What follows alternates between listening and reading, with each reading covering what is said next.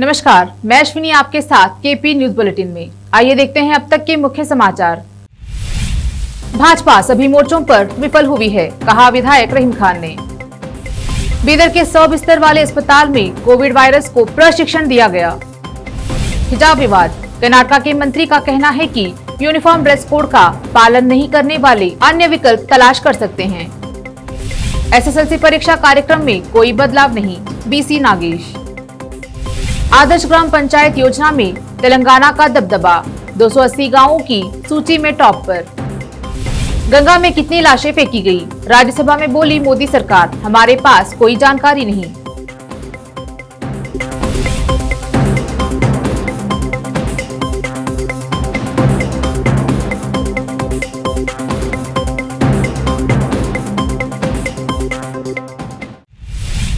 अब देखते हैं समाचार विस्तार से। शुरू करते हैं स्थानीय समाचारों से।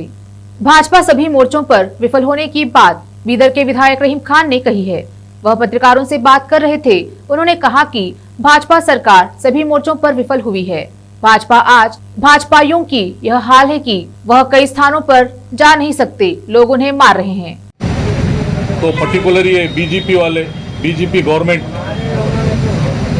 पूरा टोटली फेल हो गई है, टोटल जीरो हो गई। लोग उनको पकड़ के मारने वाले हैं। कई बीजेपी के लोगों को रोड पे निकलने नहीं दे रहे, लोगों को कुछ भी मदद नहीं किए।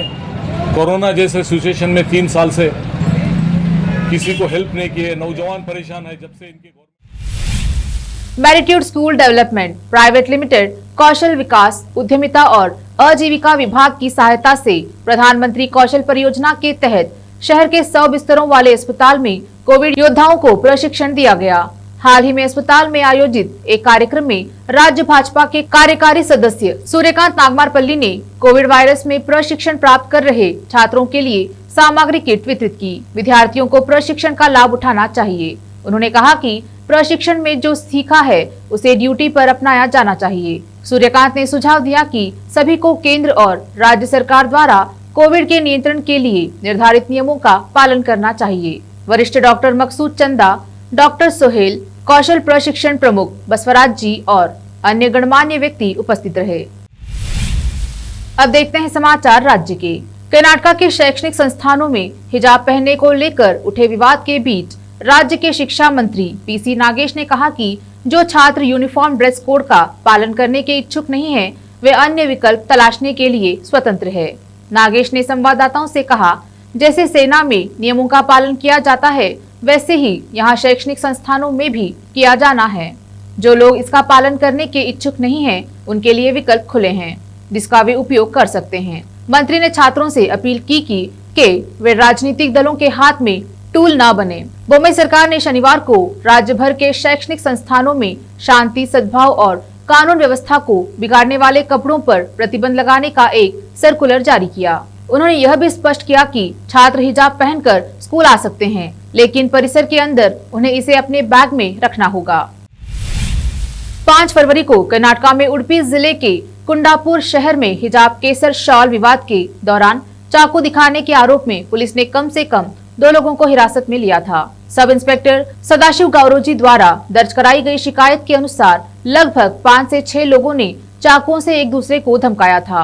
पुलिस ने 2 लोगों को हिरासत में लिया, जबकि बाकी मौके से भागने में सफल रहे। हिरासत में लिए गए लोगों की पहचान 32 वर्षीय हाजी अब्दुल मजीद गंगोली और 41 वर्षीय रजब गंगोली के रूप में हुई है। प्राथमिक और माध्यमिक शिक्षा मंत्री बीसी नागेश ने कहा कि राज्य में वार्षिक एसएसएलसी परीक्षा निर्धारित कार्यक्रम के अनुसार होगी। वह चामराजनगर में पत्रकारों से बात कर रहे थे। कई राज्यों को कोविड-19 महामारी के कारण स्कूलों को बंद करना पड़ा, लेकिन कर्नाटक में ऐसी स्थिति नहीं बनी। महामारी के दौरान भी लगभग 99% स्कूल खुले रहे। छात्रों की उपस्थिति भी अच्छी रही, इसलिए परीक्षा कार्यक्रम के अनुसार आयोजित की जाएगी। मुख्यमंत्री बसवराज बोम्मई ने कहा कि सरकार स्कूलों और कॉलेजों में छात्राओं के लिए आत्मरक्षा प्रशिक्षण शुरू करने पर विचार कर रही है। वह यहां समाज कल्याण और पिछड़ा वर्ग कल्याण विभागों द्वारा आयोजित सरकारी छात्रावासों और आवासीय विद्यालयों की छात्राओं के लिए ओबा art of self defence training कार्यक्रम के शुभारंभ के अवसर पर बोल रहे थे। बोमे ने कहा कि गृह विभाग कार्यक्रम के तहत महिलाओं को आत्मरक्षा का प्रशिक्षण देगा। इस उद्देश्य के लिए पुलिस प्रशिक्षण स्कूलों का उपयोग किया जाएगा। कार्यक्रम के तहत सरकार 50,000 छात्राओं को प्रशिक्षित करेगी। महिलाओं पर उत्पीड़न और अत्याचार को रोकने के लिए कई कानून पारित किए गए हैं, कार्यक्रम तैयार किए गए हैं और धन खर्च किया गया है, लेकिन उन्हें आत्मरक्षा का प्रशिक्षण देने की भी जरूरत है। अगर महिलाओं को आत्मरक्षा के लिए प्रशिक्षित किया जाए तो दुष्ट तत्वों को सबक सिखाया जा सकता है। पूर्व मुख्यमंत्री और भाजपा के वरिष्ठ नेता बीएस येडियुरप्पा ने कहा कि वह 2023 के विधानसभा चुनाव के लिए जमीनी स्तर पर पार्टी को मजबूत करने के लिए कोविड महामारी के थमने के बाद संपूर्ण राज्य का दौरा करेंगे। येडियुरप्पा ने कहा, मैं अगले 15 से 20 दिनों में राज्य के जिलों का दौरा शुरू करूंगा। हम यह सुनिश्चित करेंगे कि पार्टी अगले विधानसभा चुनाव में कम से कम 140 में से 135 सीटें जीतकर सत्ता में आए। मैंने इस संबंध में पार्टी नेताओं के साथ बातचीत की। अब वक्त एक छोटे से ब्रेक का, जल्द लौटेंगे ब्रेक के बाद। हिंदुस्तान के हर कोने में हम हैं मौजूद। 24 घंटे हालात पर गहरी नजर, खबरों से जुड़े चुपते सवालात और आपको दिखाता है धार्मिक, सामाजिक, राजनीतिक, लोकल और इंटरनेशनल न्यूज की सबसे बेहतर कवरेज, जो आपको रखती है हर पल बाखबर। देश और दुनिया भर की खबर के लिए देखते रहें KP news 24/7। Noor education trust Bidar की ओर से चलाए जाने वाला Noor MEd college Bidar, recognized by NCTE Delhi and affiliated to Gulbarga University, Gulbarga. Admission are open for the academic year 2021-22. विशेषज्ञ और सक्षम शिक्षकों द्वारा शिक्षा प्राप्त करने के लिए नूर एमएड कॉलेज में दाखिला लें और शांत वातावरण में शिक्षा प्राप्त करें। बीदर शहर में बेहतर शिक्षा का एकमात्र केंद्र Noor MEd college, Shahpur gate, Bidar. Phone numbers 9945283920, 8482221297। Break के बाद आपका स्वागत है। देखते हैं आगे के समाचार। उत्तर प्रदेश विधानसभा चुनाव के पहले राउंड की वोटिंग में अब 3 दिन ही बचे हैं। इस बीच सभी दलों की ओर से कैंपेनिंग तेज हो गई है। यही नहीं, बंगाल की सीएम ममता बनर्जी आज यूपी के चुनाव में कैंपेन के लिए आने वाली है। वह समाजवादी पार्टी के पक्ष में प्रचार करेंगी। उनके खिलाफ सपा की मोर्चेबंदी के तौर पर देखा जा रहा है। ममता बनर्जी अखिलेश यादव के साथ मिलकर 8 फरवरी को वर्चुअल रैली को संबोधित करेंगी, जो पहले राउंड की वोटिंग के लिए प्रचार का आखिरी दिन है। यूपी विधानसभा चुनाव के लिए समाजवादी पार्टी ने सोमवार को 24 प्रत्याशियों की नई लिस्ट जारी कर दी। सपा ने सीएम योगी के खिलाफ भी प्रत्याशी दे दिया है। देखें पूरी सूची। तेलंगाना केंद्र सरकार की सांसद आदर्श ग्राम पंचायत योजना को लागू करने में पहले नंबर पर है।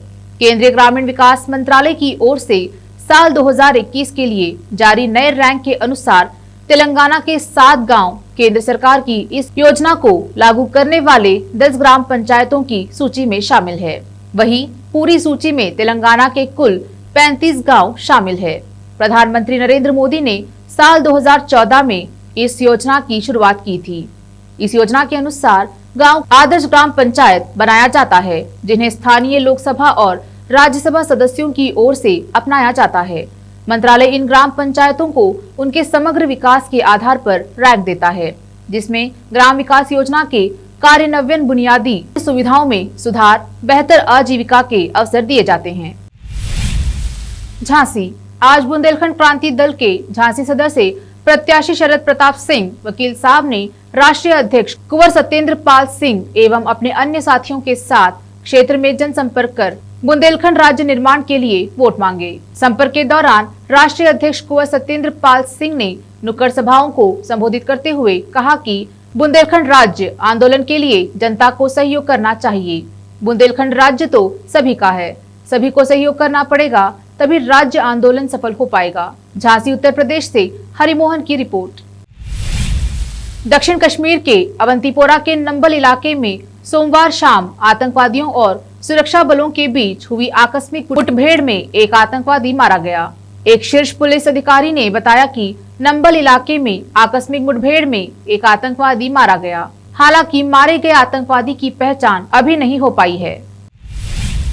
सरकार ने सोमवार को राज्यसभा में कहा कि दूसरी कोविड लहर के चरम के दौरान गंगा में तैरते हुए शवों की संख्या के बारे में कोई जानकारी उपलब्ध नहीं है। जूनियर जल शक्ति मंत्री विश्वेश्वर टुडू ने सोमवार को राज्यसभा में कहा, गंगा नदी में फेंके गए अनुमानित कोविड-19 से संबंधित शवों की संख्या के बारे में जानकारी उपलब्ध नहीं है। मोदी सरकार के ये कबूलनामा तृणमूल कांग्रेस के सांसद डेरेक ओब्रॉय के एक सवाल के जवाब में आया है। उन्होंने कोविड प्रोटोकॉल के अनुसार शवों को निपटाने के लिए उठाए गए कदमों के बारे में भी जानकारी मांगी थी। सवालों के जवाब में मंत्री ने कहा कि लावारिस, अज्ञात, जले हुए, आंशिक रूप से जले हुए शव नदी या उसके किनारे पाए गए थे और ये घटनाएं उत्तर प्रदेश और बिहार के जिलों से सामने आई थी। केंद्रीय रक्षा मंत्री राजनाथ सिंह ने कांग्रेस नेता राहुल गांधी की हालिया चीन पाकिस्तान वाली टिप्पणी के लिए उन पर कटाक्ष किया और कहा कि विपक्षी नेता सरकार की निंदा करने के बीजिंग के एजेंडे पर विश्वास करते हैं।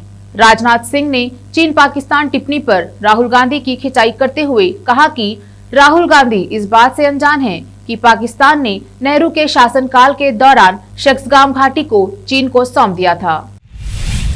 जनसंपर्क कार्यक्रम के तहत सोमवार को कुलगाम पुलिस द्वारा टाउन हॉल कांचीगुड़ में पुलिस जनसभा का आयोजन किया गया। एसएसपी कुलगाम डॉक्टर जीवी संदीप चक्रवर्ती, आईपीएस सहित अन्य पुलिस अधिकारियों ने जनप्रतिनिधियों और काजीगुंड सामान्य क्षेत्र के गणमान्य व्यक्तियों के साथ बैठक में भाग लिया। काजीगुंड की जनता ने एसएसपी कुलगाम का जोरदार स्वागत किया। बैठक में SP national highway Majid Malik, SDPO Qazigund, तहसीलदार और एसएचओ काजीगुंड भी मौजूद थे। उत्पीड़न या किसी भी तरह के दुर्व्यवहार या हिंसा का सामना करने वाली महिलाओं और लड़कियों की मदद के लिए पुलिस स्टेशन कांजीगुंड में महिला हेल्प डेस्क का उद्घाटन किया गया। इस अवसर पर मुख्य अतिथि एसएसपी कुलगाम डॉक्टर जीवी संदीप चक्रवर्ती, आईपीएस मौजूद थे, जिन्होंने हेल्प डेस्क का उद्घाटन किया। चीन ने सोमवार को चल रहे शीतकालीन ओलंपिक के लिए गलवान घाटी संघर्ष में शामिल एक सैन्य अधिकारी को मशालची के रूप में मैदान में उतारने के अपने फैसले पर भारत की नाराजगी पर कहा कि इसे राजनीतिक रूप से बहुत अधिक महत्व नहीं दिया जाना चाहिए। चीनी विदेश मंत्रालय ने कहा कि निर्णय को तर्कसंगत रूप से देखे और इसे राजनीतिक रूप से न देखे। भारत ने पिछले हफ्ते घोषणा की थी कि चीन में भारत राजनयिक बीजिंग विंटर ओलंपिक का बहिष्कार करेंगे। भारत ने ये कदम इसलिए उठाया क्योंकि चीन ने बीजिंग विंटर ओलंपिक में 15 जून 2020 को गलवान घाटी में भारत के साथ हिंसक झड़प में घायल हुए रेजिमेंट कमांडर रहे क्यूई फेबाओ को मशालवाहक बनाया है, जिसके विरोध में भारत ने ओलंपिक का बायकॉट किया। अब देखते हैं समाचार फिल्मों के। अधूरी लेकिन पूरी लव स्टोरी है। रंजीशी सही, अमला पॉल और ताहिर राज भसीन ने जीता दिल। अब देखते हैं खेल जगत के समाचार। रणजी 2022 सीजन में नहीं खेलेंगे हार्दिक पांड्या, सौरव गांगुली की सलाह भी नहीं माने। अब देखते हैं समाचार बाजार के। बिटकॉइन $42,000 के पार, शिबा इनू में 23% की जबरदस्त तेजी।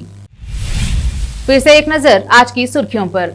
भाजपा सभी मोर्चों पर विफल हुई है, कहा विधायक रहीम खान ने। बीदर के 100 बिस्तर वाले अस्पताल में कोविड वायरस को प्रशिक्षण दिया गया।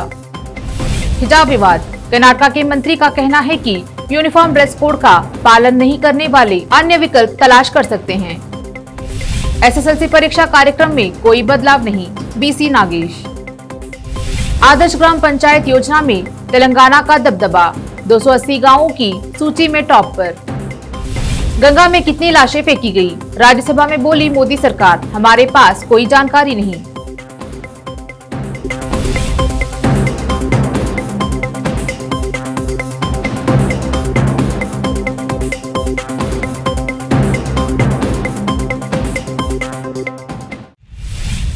केपी न्यूज में फिलहाल इतना ही। अन्य समाचारों के लिए जुड़े रहिए केपी न्यूज 24/7 से। फिर मिलेंगे कुछ अन्य समाचारों के साथ। धन्यवाद।